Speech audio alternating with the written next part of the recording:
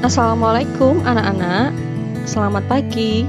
Ketemu lagi sama saya, Bu Leli, di Mapel IPA. Nah, untuk hari ini kita melanjutkan pertemuan yang kemarin ya. Kita sudah masuk di struktur dan fungsi tumbuhan bagian 4. Untuk hari ini, saya akan menjelaskan kepada kalian struktur dan fungsi jaringan pada akar dan batang.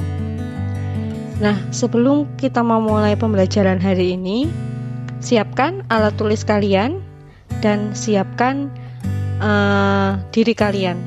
Ya, semoga kalian selalu sehat dan tetap semangat. Apakah kalian sudah siap untuk mengikuti pembelajaran hari ini? Jika sudah siap, maka jangan lupa untuk berdoa terlebih dahulu sebelum memulai pembelajaran hari ini. Berdoa menurut kepercayaan kalian masing-masing. Berdoa bisa dimulai dari sekarang. Oke, berdoa selesai. Sebelum kita masuk ke materi, saya akan menjelaskan tujuan pembelajaran kita hari ini. Yang pertama, menjelaskan struktur dan fungsi jaringan pada akar. Yang kedua, menjelaskan struktur dan fungsi jaringan pada batang.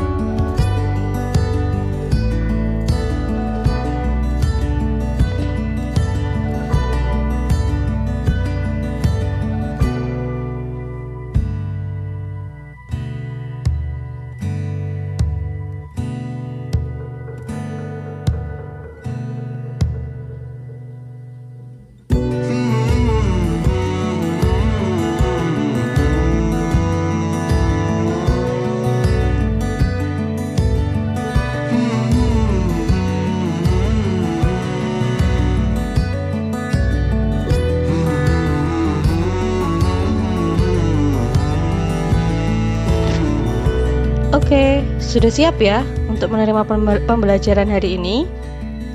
Ayo kita mulai belajar bersama-sama untuk struktur dan fungsi jaringan pada akar terlebih dahulu ya.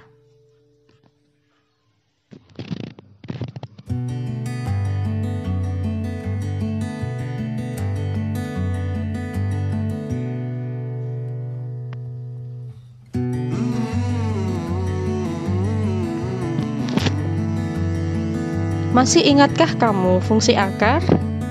Beberapa fungsi akar antara lain untuk menambatkan tubuh tumbuhan pada tanah, menyerap air dan mineral dalam tanah, dan pada beberapa tumbuhan berfungsi untuk menyimpan cadangan makanan. Coba kamu pikirkan, mengapa akar tumbuhan mampu melakukan fungsi tersebut? Nah, apakah ada keterkaitan antara struktur jaringan penyusun akar dengan fungsi akar? Yuk, mari kita bahas di video ini.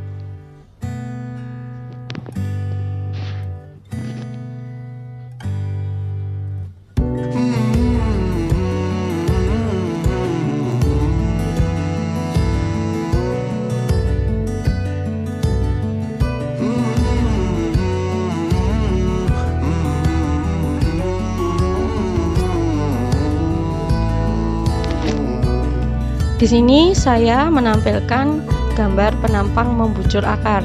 Kalian bisa lihat bagian-bagian dari penampang membujur akar ya.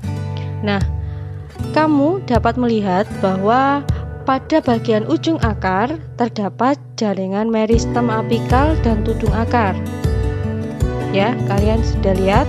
Jaringan meristem apikal inilah jaringan yang sel-selnya terus membelah, membuat akar semakin panjang. Tudung akar berfungsi untuk melindungi sel-sel meristem tersebut saat membelah, sehingga dapat menembus tanah tanpa mengalami kerusakan dan akar dapat menambatkan tubuh tumbuhan dengan kuat ke dalam tanah. Akar tersusun atas epidermis, korteks, dan silinder pusat. Epidermis merupakan bagian terluar akar. Sel-sel epidermis memiliki dinding yang tipis sehingga air dan mineral dapat diserap. Nah, untuk penjelasan lebih lanjut bisa kalian pause video saya dan kalian membaca sendiri ya. Nah, lanjut. Sekarang masuk ke penampang melintang akar. di sini Bu Leli juga sudah menampilkan gambarnya. Bagian yang lebih dalam lagi dari epidermis yaitu korteks, ya. Korteks ini tersusun atas jaringan parenkim yang dinding selnya tipis dan tersusun renggang. Korteks berfungsi untuk menyimpan cadangan makanan bagi tumbuhan. Nah, setelah korteks ada endodermis. Di endodermis ini tersusun atas satu lapis sel yang membatasi korteks yang disebut pita kapsari. Nah, kemudian di endodermis selain itu juga ada silinder pusat atau stel, ya. Nanti di sini Bu Leli sudah menjelaskan semuanya, bisa kalian baca dengan seksama dengan cara mempause video ini ya. Nah, selesai pada akar, Bu Leli akan langsung lanjut ke struktur dan fungsi jaringan pada batang. Masih ingatkah kamu fungsi batang? Beberapa fungsi batang antara lain menyokong bagian-bagian tumbuhan yang berada di atas tanah sebagai jalan pengangkutan air dan mineral dari akar menuju daun dan jalan pengangkutan makanan dari daun ke seluruh tubuh tumbuhan. Serta pada beberapa tumbuhan, batang juga berfungsi sebagai tempat cadangan makanan. Seperti halnya akar, batang juga memiliki epidermis, korteks, dan bekas pengangkut.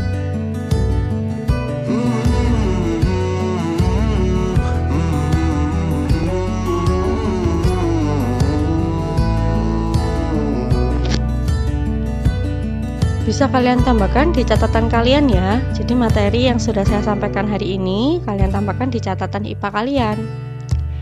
Nah, di sini Bu Leli sudah menampilkan penampang melintang batang. Di situ ada dua, ada dari batang dikotil, ada juga dari batang monokotil.